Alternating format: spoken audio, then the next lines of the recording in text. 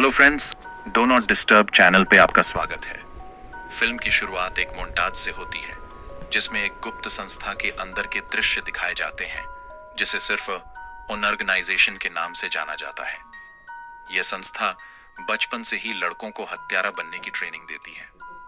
यहाँ stylish hair styles के लिए कोई जगह नहीं है क्योंकि सभी के सिर मुंडे होते हैं और उनकी पहचान उनके सिर के पीछे बने बारकोड टैटू से होती है। छोटी उम्र से ही इन लड़कों को हाथों हाथ मुकाबला, हथियार और गोला बारूद के इस्तेमाल की ट्रेनिंग दी जाती है और खुद को अनुशासित करने का कठिन प्रशिक्षण भी दिया जाता है। इस संस्था से भागने की कोशिश की सजा मौत होती है। फिर सीन कट होकर बारिश भरी रात में लंदन जाता है जहां इंटरपोल एजेंट माइक विटियर काम से लौटकर घर आता है। सब कुछ सामान्य लगता है लेकिन जल्द ही उसे एहसास होता है कि कुछ गड़बड़ है क्योंकि लिविंग रूम की लाइट्स नहीं जलती। पहले कि वह बंदूक उठा सके, दुनिया के सबसे खतरनाक हत्यारे एजेंट 47 से उसका सामना होता है। माइक पिछले 3 सालों से एजेंट 47 को पकड़ने की कोशिश कर रहा है लेकिन कभी सफल नहीं हो पाया।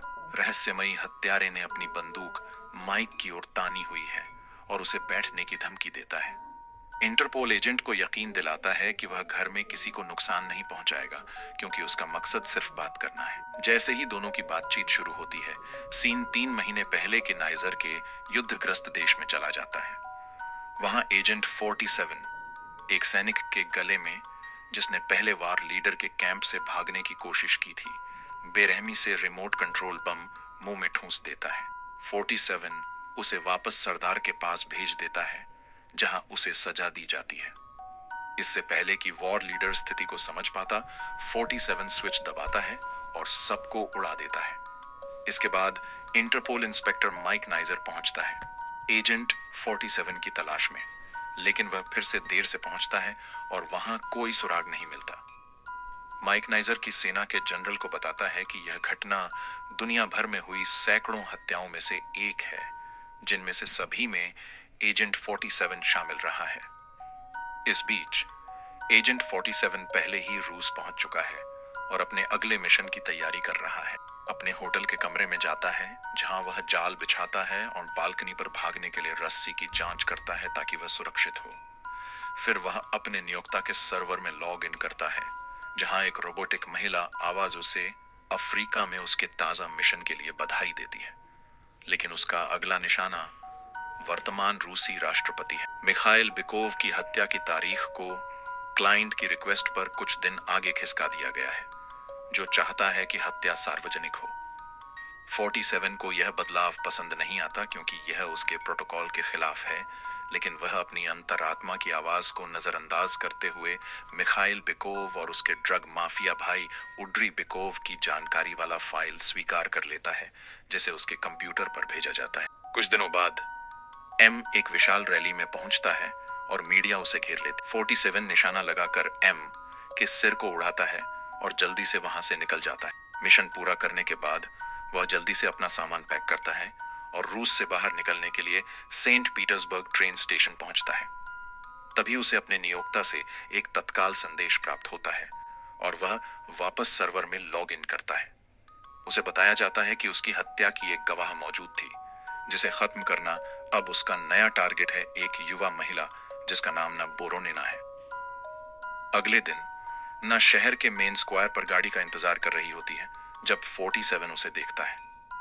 वह उसे गोली मारने वाला होता है, लेकिन ना अचानक उसकी ओर देखती है और 47 कुछ पलों के लिए हिचकिचा जाता है क्योंकि उसकी बाएं आंख के नीचे एक ड्रैगन का टैटू बना होता है।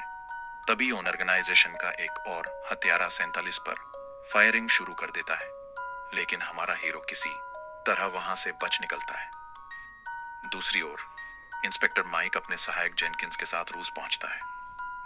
एक फोन कॉल के दौरान माइक को जानकारी मिलती है कि मिखाइल हत्या के प्रयास में बच गया है क्योंकि गोली लक्ष्य को जरा सा चूक गई थी। यह खबर माइक को परेशान करती है क्योंकि वह जानता है कि जिसे वह 3 साल से पकड़ने की कोशिश कर रहा है वह एजेंट 47 है, जो कभी चूकता नहीं है। इसके अलावा यह भी पता चलता है कि पीटर्सबर्ग के ग्रैंड होटल के कंसीयर्स ने लोकल पुलिस द्वारा खींची गई एक तस्वीर के माध्यम से एजेंट 47 की पहचान की है। माइक इस बात से हैरान है कि दुनिया का सबसे खतरनाक हत्यारा खुद को कैसे तस्वीर खिंचवाने दे सकता है। वह तुरंत ग्रैंड होटल की ओर भागता है। इसी दौरान अपने होटल के कमरे में 47 अपने नियोक्ता को सूचित करता है कि लड़की ना गवाह नहीं थी, लेकिन उसे इस बात से हैरानी होती है कि मिखाइल गोली लगने के बावजूद जीवित है, जबकि उसने गोली को उसके सिर के पार जाते हुए देखा था। वह टीवी पर लाइव न्यूज देखता है जिसमें मिखाइल पश्चिमी देशों पर खुद को मारने की साजिश का आरोप लगा रहा है। 47 तुरंत समझ जाता है कि यह सब एक जाल है और उसे धोखे में फंसाया जा। गुस्से में नियोक्ता से पूछता है कि क्लाइंट कौन है, लेकिन उसे कोई जवाब नहीं मिलता। गुस्से में वह धमकी देता है कि अगर उसे फंसाया गया है तो वह उनके पूरे नेटवर्क को तबाह कर देगा। माइक और जेनकिंस घटनास्थल पर पहुंचते हैं, जहां वे एक पुलिस कैप्टन से मिलते हैं जो अपने जवानों को होटल में घुसने की तैयारी कर रहा है। माइक इसका विरोध करता है, लेकिन तभी रूसी गुप्त पुलिस एफएसबी का एक अधिकारी यूरी हस्तक्षेप करता है। वह माइक को बताता है कि ऑपरेशन की कमान उसी के हाथ में है और वह स्थिति को संभाल सकता है। यूरी और माइक के बीच बहस होती है, लेकिन पुलिस कैप्टन को यूरी के आदेश मानने पड़ते हैं और वह संदिग्ध को शूट करने का निर्देश देता है। तभी भारी हथियारों से लैस स्पेशल फोर्सेस की टीम सीढ़ियों पर चढ़ने लगती। उसी समय 47 को डायना का कॉल आता है, जो उसके नियोक्ता के सर्वर की आवाज है। वह उसे बताती है कि क्लाइंट खुद मिखाइल है और 47 की लोकेशन सेफ नहीं है। बाहर हथियारबंद लोग 47 के कमरे के पास पहुंचते हैं और दरवाजे के पास रखे ट्रिगर्स पर पैर रख देते हैं। इससे दरवाजे पर लगाए गए बम का काउंटडाउन शुरू हो जाता है। 47 दौड़ते हुए वहां से निकलता है। उसी समय वे लोग दरवाजा तोड़ने का प्रयास करते हैं, जिससे जबरदस्त धमाका होता है। 47 अपनी एस्केप रस्सी का उपयोग करके कमरे से निकलकर दूसरे कमरे में घुसता है। यहाँ दो बच्चे वीडियो गेम खेल रहे होते हैं। वह लॉबी में बर्फ के डिस्पेंसर से 2 गन निकालता है और वहां से भागना शुरू कर देता है। 2 गार्ड्स को शूट करके मारने के बाद वह एलिवेटर शाफ्ट में कूद जाता है। माइक और जेनकिन, जो विस्फोट के बाद अंदर भागे थे, देखते हैं कि एलिवेटर चल रहा है। माइक सीढ़ियों के जरिए 47 को रोकने के लिए दौड़ पड़ता है, जबकि जेनकिन उस फ्लोर की रिपोर्ट करने के लिए वहीं रुकता है जहां एलिवेटर रुकता है। इस बीच 47 एलिवेटर के ऊपर लैंड करता है, जिसमें 6 हथियारबंद लोग यात्रा कर रहे होते हैं। वह सभी को बेरहमी से मारकर एलिवेटर को ग्राउंड फ्लोर पर भेज देता है। जेनकिंस एलिवेटर को आते हुए देखता है और अपनी गन निकालता है, लेकिन दरवाजे खुलते ही उसे मृत शरीर दिखते हैं। फिर वह तीसरी मंजिल पर खुलते दरवाजों को देखता है और माइक को रिपोर्ट करता है, जो वहां कुछ सेकंड बाद पहुंचता है। माइक तीसरी मंजिल के लॉबी के अंत में 47 को पकड़ लेता है और उस पर गन तानता है, लेकिन तभी एक मेड उनके बीच में आ जाती है, जिससे 47 को भागने और पूल में कूदने का मौका मिल जाता है। नीचे गुस्से में तिलमिलाते माइक और जेनकिंस फिर से 47 के कमरे में लौटते हैं, लेकिन देखते हैं कि वह पूरी तरह से बम से उड़ा हुआ है। माइक को पुलिस कैप्टन से पता चलता है कि उसने 16 लोगों को खो दिया है और माइक कमान अपने हाथ में लेने की मांग करता है, जिस पर कैप्टन मान जाता है। कुछ ही देर बाद एफएसबी अधिकारी यूरी वहां आता है और माइक उसे बताता है कि उसे पता है कि असली मिखाइल मारा जा चुका है और कोई बड़ी साजिश को छुपाने की कोशिश कर रहा है। दूसरी ओर 47 एक नया सूट पहनकर होटल पहुंचता है, जहां ना ठहरी हुई है। वह गुलाब के फूलों का एक गुलदस्ता लेकर उसके दरवाजे की घंटी बजाता है और कहता है कि मिखाइल बिकोव ने फूल भेजे हैं।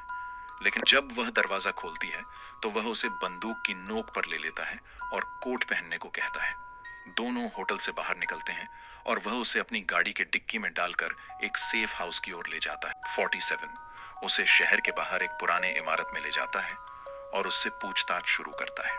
न बताती है कि उसने 47 को पहली बार कल सड़कों पर देखा था, जब वह अपने प्रेमी मिखाइल से मिलने का इंतजार कर रही थी। 47 यह भी जानना चाहता है कि मिखाइल अभी भी कैसे जिंदा है, लेकिन उसे इस बारे में कोई जानकारी नहीं होती।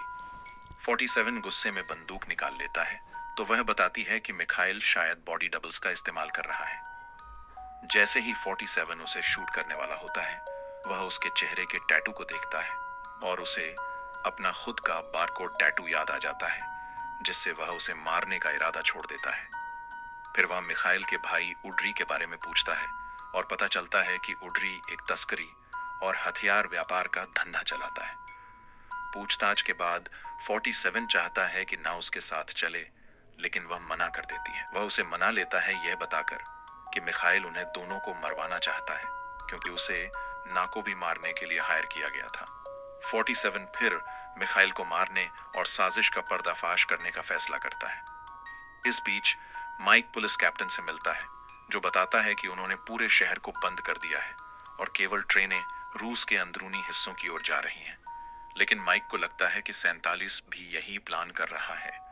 इस बीच 47 और ना एक ट्रेन स्टेशन पर होते हैं जब उसे खतरे का एहसास होता है और वह उसे वहां से भेज देता है। उसके पीछे एक और हत्यारा बैठा होता है, एक बुजुर्ग व्यक्ति जिसके सिर पर बारकोड टैटू होता है। थोड़ी दूरी पर जेनकिंस और माइक हैं, जिन्हें यकीन है कि 47 स्टेशन पर मौजूद है। 47 जानबूझकर दूसरे हत्यारे को खुद को देखने और उसका पीछा करने देता है। माइक भी उस बुजुर्ग हत्यारे को देखता है और जेनकिंस को उसे फॉलो करने का आदेश देता है, लेकिन तभी वह यूरी और उसके एजेंट्स को भी 47 की तलाश में देखता है। इसी बीच 47 बुजुर्ग हत्यारे को एक खाली प्लेटफॉर्म पर ले जाता है और अचानक सीढ़ियों पर कूदकर उसे गुमराह कर देता है। हत्यारा 47 को खोजता है और बंदूक निकालता है, लेकिन 47 उसे घात लगाकर पकड़ लेता है और आसानी से हरा देता है। 47 उससे पूछता है कि उसके ऊपर हिट क्यों लगाया गया है, लेकिन वह एजेंट जवाब देने से मना कर देता है, इसलिए 47 उसे गोली मार देता है। तभी उसे पास में छिपी एक और छाया दिखती है।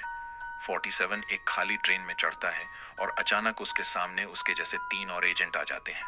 थोड़ी देर के टकराव के बाद 47 सुझाव देता है कि उन्हें गरिमा के साथ लड़ना चाहिए, तो सभी अपनी बंदूकें नीचे कर लेते हैं और तलवारें निकाल लेते हैं। जैसे ही लड़ाई शुरू होती है, यह साफ हो जाता है कि तीनों ने पहले से मिलकर 47 पर हमला करने की योजना बनाई, लेकिन 47 के कौशल बेजोड़ हैं और वह आसानी से और बेरहमी से तीनों को मार डालता है, जबकि चौथे को ट्रेन से बाहर फेंक देता है। वह आदमी को उसके खुद के बेल्ट से गला घोंट कर मार देता है। 47 वापस जाकर पुराने एजेंट को ढूंढता है, जो अभी भी मुश्किल से जीवित है। वह 47 को बताता है कि यह तो बस शुरुआत है और चीजें अब और खराब होंगी। बुजुर्ग हत्यारे को मारने के बाद 47 को ना पास में छिपी हुई मिलती है, जो उसे ढूंढते हुए आई थी। तभी जेनकिंस वहां पहुंचता है और बंदूक ताने खड़ा होता है, लेकिन 47 उसे बंदूक की नोक पर काबू कर लेता है। माइक भी उस समय पहुंचता है और तेजी से हुए संघर्ष में 47 माइक को उसकी पसली के पास गोली मारता है और जेनकिंस को बेहोश कर देता है। फिर ना और 47 वहां से निकल जाते हैं, जबकि अतिरिक्त बल मौके पर पहुंचना शुरू हो जाते हैं। दूसरी तरफ इंस्पेक्टर माइक को देश छोड़ने की धमकी देने के बाद यूरी अपने ऑफिस लौटता है और मिखाइल को एक सुरक्षित फोन कॉल करता है। वह यूरी को आदेश देता है कि 47 और लड़की को खोज कर मार डाले। उसे पता नहीं होता कि इंटरपोल ने उसकी लाइन टैप कर रखी है और माइक उसकी बातचीत सुन रहा है। कुछ ही मिनटों बाद एफएसबी उनके कार का पता लगाता है और उन्हें बंदूक की नोक पर पकड़कर कहता है कि उन्हें एयरपोर्ट ले जाने के आदेश हैं। दूसरी ओर 47 ना और अपने CIA संपर्क अधिकारी स्मिथ के बीच एक बैठक तय करता है, जबकि 47 पास की छत पर स्नाइपर राइफल के साथ बैठा होता है। स्मिथ उसे बताता है। फोन पर स्मिथ 47 को बताता है कि असली मिखाइल बिकोव को तो उसने ही मारा था, लेकिन रूसी अभिजात्य वर्ग ने उसके स्थान पर एक बॉडी डबल को रख दिया ताकि वे देश के राजनीतिक भविष्य को नियंत्रित कर सकें। अब 47 को मुसीबत में डाल दिया गया है। 47 CIA को मिखाइल के भाई उड्री को मारने की पेशकश करता है, बदले में एक छोटे से एहसान की मांग करता है। स्मिथ उसे बताता है कि उड्री ने एक ड्रग डीलर प्राइस से मिलने की योजना बनाई है, जिससे वह पहले कभी नहीं। इसके बाद 47 और ना उड्री बिकोव को मारने के मिशन पर इस्तांबुल जाते हैं। वह उसे एक नई ड्रेस के लिए शॉपिंग कराता है और फिर उस रेस्टोरेंट में रुकता है जहां प्राइस आमतौर पर खाना खाता है। वे देखते हैं कि प्राइस की रेस्टोरेंट में 8 बजे की बुकिंग है। 47 चुपके से प्राइस के ड्रिंक में ड्रग्स मिला देता है और उसे वापस कर देता है। थोड़ी ही देर में प्राइस ड्रिंक पीने के बाद सांस लेने में कठिनाई महसूस करता है। उसके आदमी उसे जल्दी से बाथरूम ले जाते हैं, लेकिन वे यह नहीं देखते कि 47 भी उनका पीछा कर रहा है। बाथरूम में 47 जल्दी से गार्ड्स को मार देता है, प्राइस को इंजेक्शन लगाता है और बाकी के आदमियों को भी मार देता है। इसके बाद 47 प्राइस का रूप धारण कर एक क्लब जाता है जहां उड्री आमतौर पर आता है। नशे में धुत उड्री उसका स्वागत करता है और डील करने की तैयारी करता है, लेकिन जल्दी ही उसे एहसास होता है कि उसके सामने खड़ा व्यक्ति एक धोखेबाज है। फिर भी उड्री उसे इग्नोर कर देता है और 47 को अपने हथियार दिखाता है ताकि उसे डराया जा सके। अचानक 47 अपना ब्रीफकेस फेंकता है जिससे एक फ्लैशबैंग फटता है। एंस्यूइंग अराजकता में 47 सभी को मशीन गन से मार डालता है और अंततः उड्री को भी मार देता है। इसके बाद 47 यूरी को उसके ऑफिस में घेरता है और उसे बेहोश कर देता है। यूरी को पानी से भरे बाथटब में बांध दिया जाता है और उसके हाथ में एक रेडियो बांध दिया जाता है। 47 उसे चेतावनी देता है कि अगर उसने दोपहर 2:30 पर मिखाइल को गोली मारने का आदेश नहीं दिया तो जनरेटर चालू हो जाएगा और उसे इलेक्ट्रोक्यूट कर देगा। उड्री के अंतिम संस्कार में मिखाइल का बॉडी डबल भारी सुरक्षा के बीच अपने सम्मान देने आता है। वह बुलेट प्रूफ ग्लास के पीछे से भाषण देने मंच पर चढ़ता है। यूरी के पास निर्णय लेने के लिए केवल 1 मिनट होता है और काउंटडाउन शुरू हो जाता है। कोई विकल्प न होने पर वह अंतिम संस्कार में तैनात एक सुरक्षा स्नाइपर को मिखाइल को गोली मारने का आदेश देता है। स्नाइपर 3 बार गोली चलाता है और कांच को तोड़ता है, लेकिन मिखाइल को उसके लोग बचाकर सुरक्षित ले जाते हैं। तभी सैनिकों के गियर में छिपा 47 अचानक उन पर हमला कर देता है और सबको गोलियों की बौछार में मार देता है।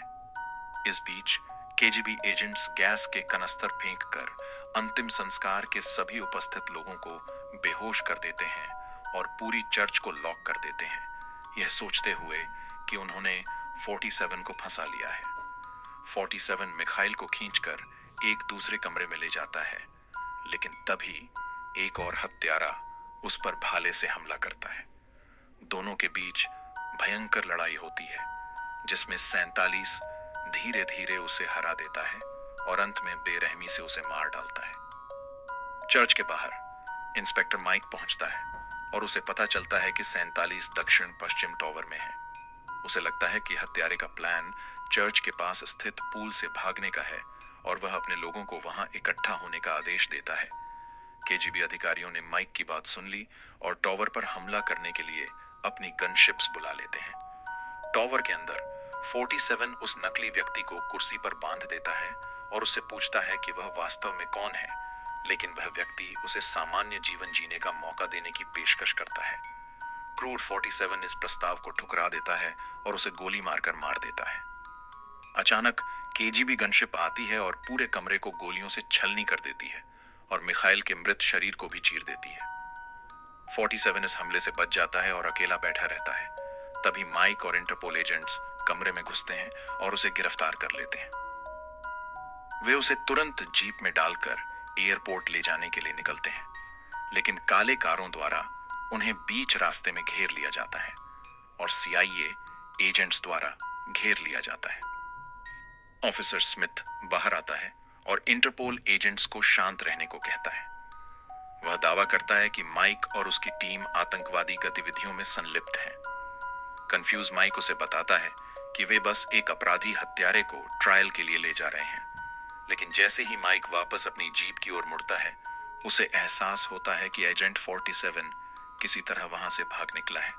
मुस्कुराता हुआ स्मिथ माफी मांगता है और अपनी टीम के साथ वहां से चला जाता है। कुछ दिन बाद रूस में नाको 47 से एक शानदार वाइनयार्ड का गिफ्ट मिलता है। वह उसे एक इमारत के ऊपर से देख रहा होता है। उसके पैरों के पास एक मृत हत्यारा पड़ा होता है और इसी सीन के साथ फिल्म का अंत हो जाता है।